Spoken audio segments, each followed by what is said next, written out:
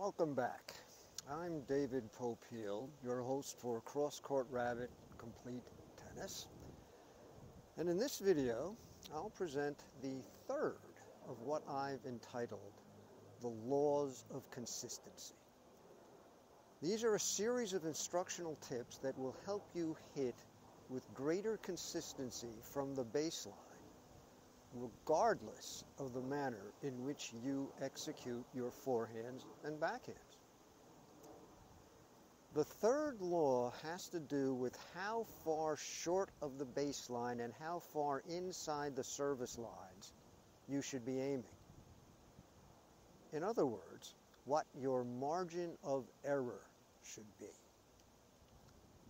Now, the second law of consistency, clear the net by 5 or 6 feet, was also a margin of error rule. But I think you can see that how far inside the lines you should hit involves elements sufficiently distinct from the height at which you should hit, so as to justify classification as a separate law. To get an idea of just how great your margin of error should be, I suggest this little exercise. Rally in the alley.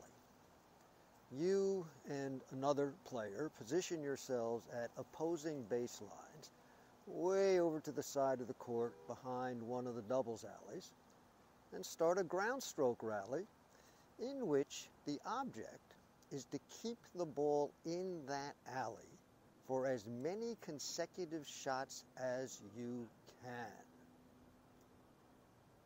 If you can keep the ball bouncing in the alley you've chosen, and about halfway between the baseline and the service line, or at least a couple of feet beyond the service line, indefinitely, forget about this video, and go to the next law of consistency. In fact, if you can keep hitting in the alley and deep indefinitely, good for you. You probably don't need instruction on consistency at all. But if, as I suspect will frequently, if not almost always be the case, you find that it is difficult to keep the ball in the alley and deep, do not despair. You will have learned something valuable. You will know that you can't consistently hit a 4.5 foot wide target. And this experience will give you a pretty good idea of the margin of error that your baseline game can tolerate. Yes, one more thing before I go on. Make sure you test yourself on both forehand and backhand. Try hitting forehands and only forehands into the alley targets. Then hit backhands and only backhands into the alleys. It may well turn out that one side, likely the backhand, needs the practice suggestions I'm about to offer more than the other. So, how can you practice hitting with a sufficient margin of error? Well, I am a great fan of drop lines. They are a terrific aid in practicing. If you don't already have drop lines and would like to get them, if only to practice, as I'm about to suggest, I provided 2 links below from which you can purchase a set of 12 drop lines. In case you're concerned or simply curious, I have no affiliation, financial or otherwise, with either supplier. What I suggest you do with your drop lines is essentially lay out what looks to be a smaller court. Take 2 or 3 drop lines and place them 9 feet inside the baselines and the service lines. That's halfway between those 2 lines. I suggest you merely eye the distance. But if you're a stickler for precision, you can lay down 4 racket lengths from either the baseline or service line, because halfway between the baseline and service line is 4 racket lengths. assuming your racket is the almost universal 27 inches long. Next, drop 2 or 3 lines halfway between each of the side lines and the center service line out to the imaginary intersection with the lines you've laid down between the service line and the baseline. That's a distance of 6 3/4 feet from each sideline. Again, I suggest you eye the halfway distance, but for sticklers, that's 3 racket lengths from both the sideline and the center service line. Do all this on both sides of the net so that the court now looks like this.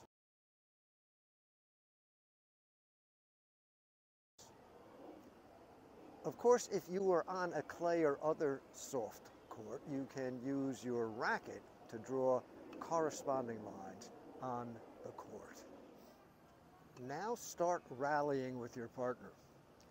And although I've described the arrangement of drop lines as appearing to be a smaller court, what they really are for present purposes are targets, which means that as you rally, aim your baseline ground strokes at the new boundaries formed by the drop lines and their imaginary extensions, but not beyond those boundaries. Thus, if you want to hit up the middle of the court, aim at the drop line boundary 9 feet from the baseline. If you want to go down the line or cross court, aim your shots at the drop line boundaries you've laid down 6 3/4 feet from the singles sidelines. And here is what is likely to happen.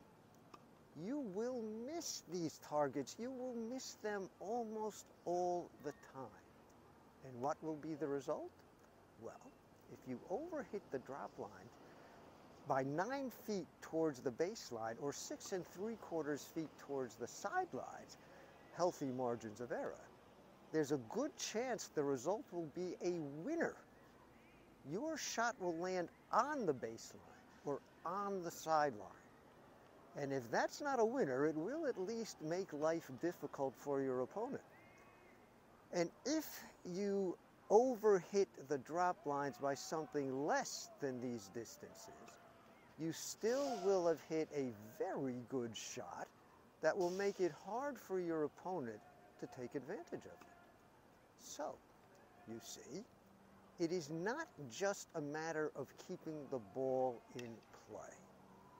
By establishing margins of error as I'm suggesting, you will actually hit more forcing shots and even winners, because many of your misses, those that go beyond the drop line boundaries, will be inside the court's boundary lines and very close to these lines, or once in a while, on them.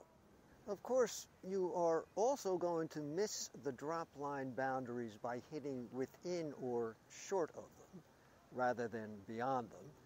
And this can put you at a disadvantage, especially if you are regularly hitting well short of the drop lines in front of the baseline, thereby giving your opponent the opportunity to hit approach shots and move in on you. Well, in that case, do what you would normally do. Aim deeper. If, while aiming midway between the baseline and the service line, you are repeatedly hitting so short as to feed your opponent approach shots, you can aim beyond the midway point. And because your ground strokes apparently land well short of where you aim, you'll still have a considerable margin of error. Look at it this way. By aiming no closer than 9 feet from the baseline and no closer than almost 7 feet from the sidelines, you will almost certainly reduce the number of times you hit beyond the baseline and sidelines, and thereby lose the point outright. In other words, at a minimum, you will be more consistent, keep the ball in play longer, and thus give your opponent more of a chance to make errors. Not a bad thing at all. And if you find that you are doing just fine, that you can aim 9 feet inside the baseline and 6 3/4 feet inside the sidelines and keep the ball in play almost all the time, try moving the drop lines outward a bit, closer to the sidelines and the baseline.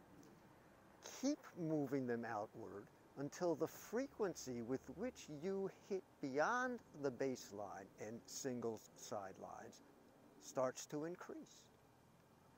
Just short of that point defines the target lines you should aim for when hitting down the line, cross court, or for depth in baseline rallies. Conversely, you may find that with the drop lines placed where I have suggested, you are too frequently hitting beyond the baseline or sidelines.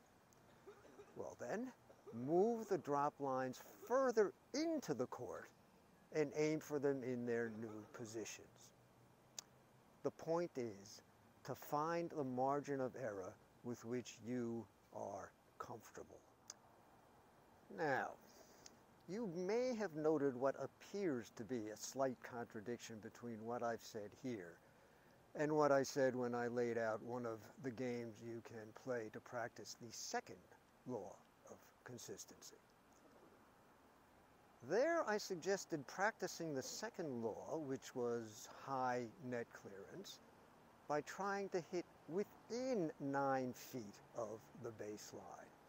While here I'm suggesting that with this law of consistency, margin of error, you aim at 9 feet from the baseline rather than within 9 feet of the baseline.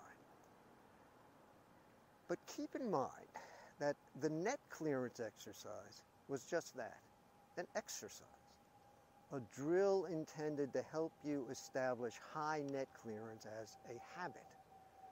And as I urged at the end of that video, I was not suggesting that you aim to place your baseline ground strokes within 9 feet of the baseline when you're competing. Whereas here I am putting forward something that I think you absolutely should do when keeping score. In other words, when competing, maintain high net clearance and aim at, but no closer than, 9 feet from the baseline. Okay, you're in a baseline rally. Is there an ideal point you should aim at rather than just keeping a good margin of error? Well, in fact, yes, there is.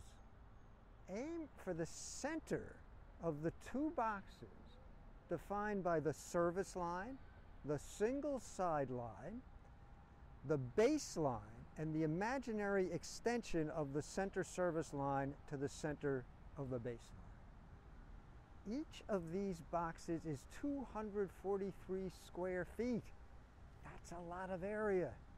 In fact, each of these boxes comprises 23% of the entire singles court on each side of the net, and, not by coincidence, the centers of these boxes are the points at which the drop lines in front of the baseline and the drop lines along the sidelines, as I earlier suggested you lay them out, meet. Aim for the center of these boxes, and you will have a very good margin of error for your ground strokes while maintaining both the pressure of depth and the ability to move your opponent from side to side. And if that standard layout offered you too little margin of error or more than sufficient margin of error, and you moved the drop lines farther inward or outward, aim for the resulting intersection of the drop lines. So much then for the third law of consistency.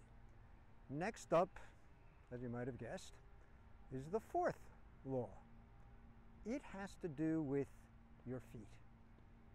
Between now and then, I hope you'll consider clicking the like or thumbs up button below, as well as the subscription button, both of which would be a great help and much appreciated. So, keep playing this greatest of all games, and I'll see you next time.